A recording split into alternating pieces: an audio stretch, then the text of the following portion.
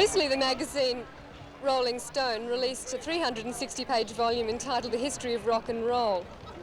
The history deals in great detail with the rock and roll scene. Its very size confirms the influence that rock and pop industry have had on people since the 1950s.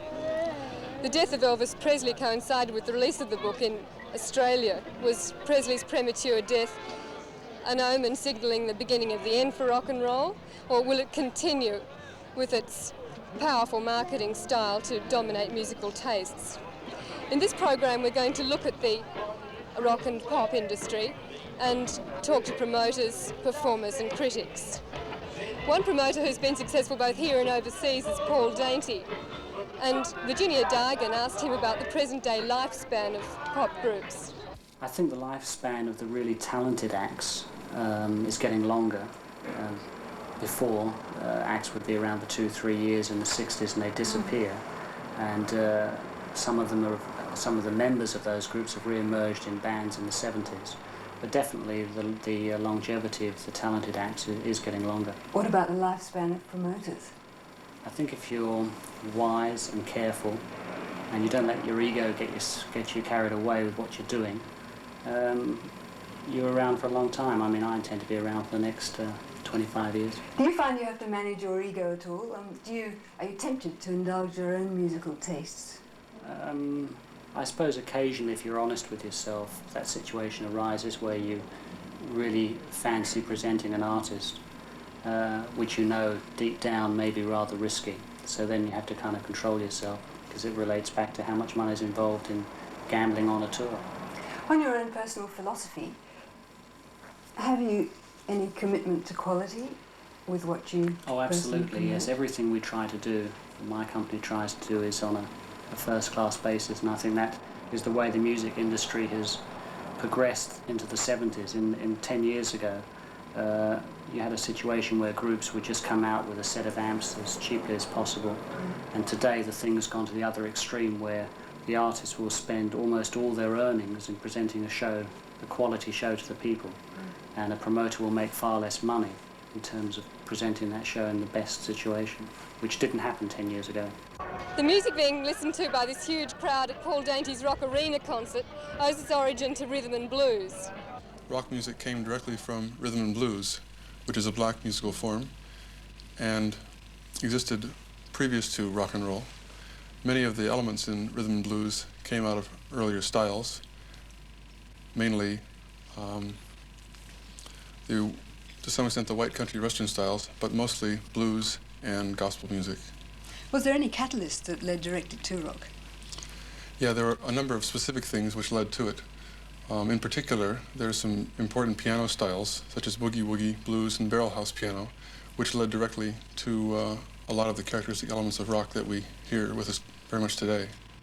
This is a promotional film for the group Fleetwood Mac.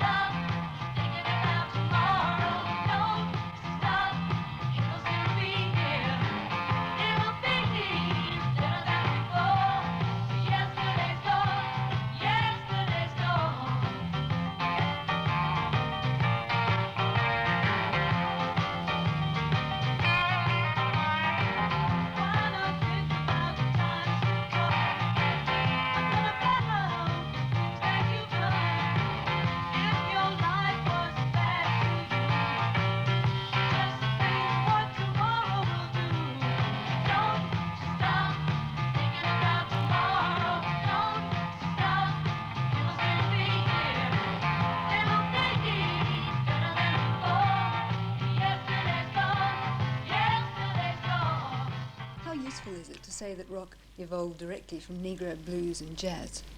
It's a pretty useful generalization, because it's generally accepted that rock came from rhythm and blues music, which was a black musical form that existed definitely before rock was born, and before rock came to the consciousness of white Americans.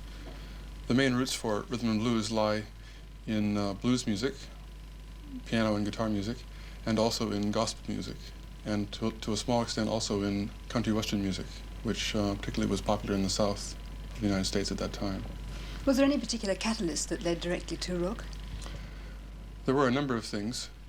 One important factor was the presence of a lot of piano styles which served to introduce characteristic elements which later became part of rock and roll. These were found in boogie-woogie piano and blues and barrelhouse piano styles. And I can demonstrate a couple of those right now if you'd like. Okay.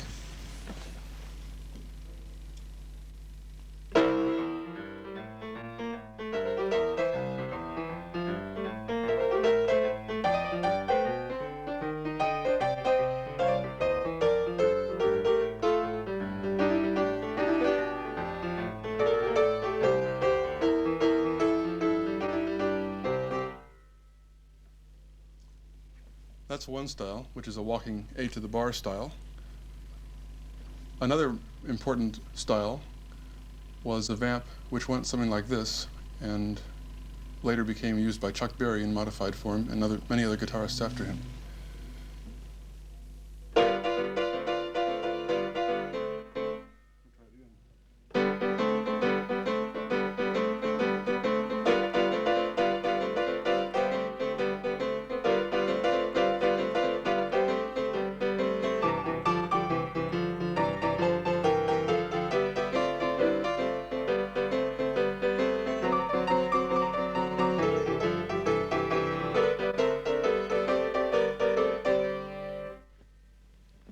And it was only a small step from that to the kind of bass patterns that are common in rock and roll.